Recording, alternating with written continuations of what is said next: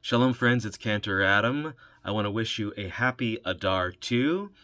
We have a saying that Misha Nichnas Adar Marbim Simcha, that when we enter the month of Adar, or Adar 2, as it is this year, our joy increases. We have a custom that to do that, one of the things we have is something called Purim Torah. And I want to share with you a little bit of Purim Torah, which focuses on the greater works of some of the fictionalized rabbis of our tradition. And so, as we have this month of Adar 2, the second month of Adar because of the leap year, our joy should not only increase, but increase twofold, especially in light of what's going on in the world today. So, I'd like to share with you and focus on a text that was taught by the 23rd century Hasidic master, Colonimus monk, also known by his nickname, the Baal Hatuchas, Rabbi Moshe ben Uri Tarfon, also had an acronym, the Rambat. We've heard of the Rambam, he was the Rambat. So he taught, Misha nichnas ha-mitzbach balayla le'echol tamid ki yashmin hashmin, which roughly translates to, whosoever enters the kitchen at night to eat will surely get fat. Now, this text is an important one, especially in Adar, and even more so in the month of Adar 2. Those who have studied the Rambat's great commentary on Rashi's Rash, known as Pirkei Tifrachat, understand that the Tifrachat of Hatuchas is no laughing matter. And look up Tifrachat and you'll understand why. Misha hu nichnas hamitzbach balayla le'echol tamid ki yashmin hashmin.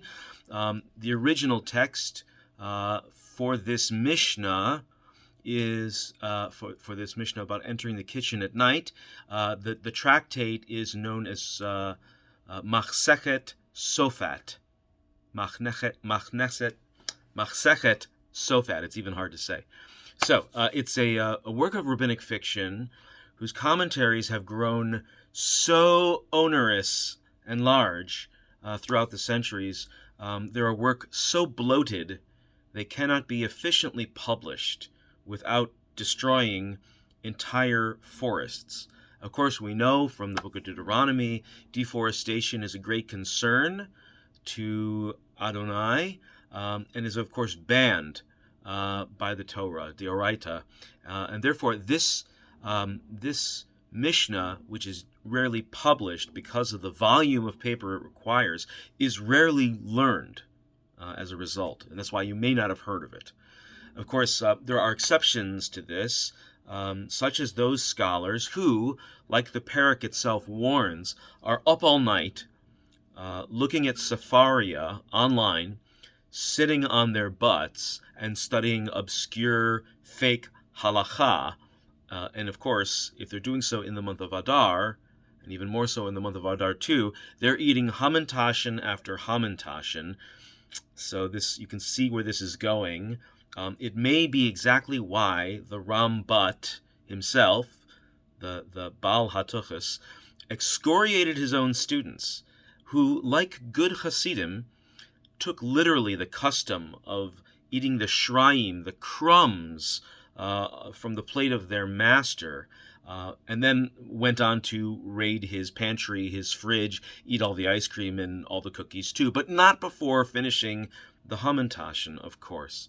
So his famous commentary, it seems, was meant to warn all those who try to steal his proverbial cookie jar, and also his real one.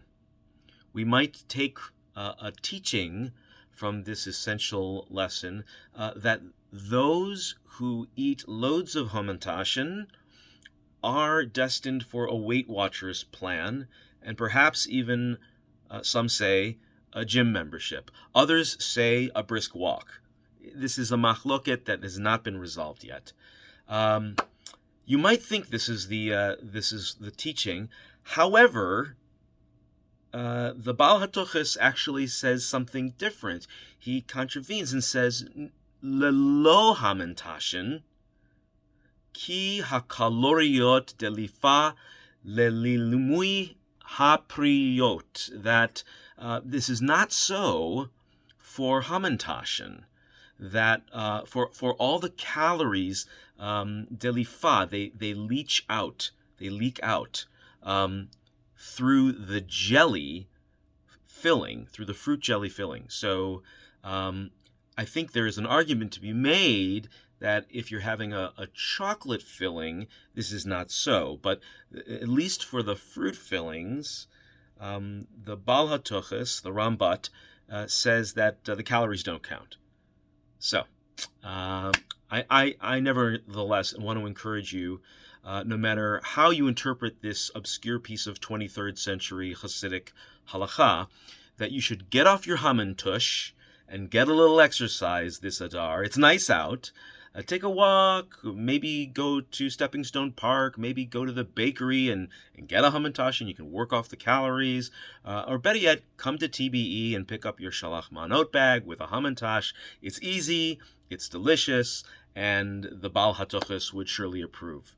So I want to wish you a happy Purim, and I hope we get to celebrate with you in one of the ways that we are celebrating Purim here at TBE. And with that, I'll wish you Chag Purim Sameach.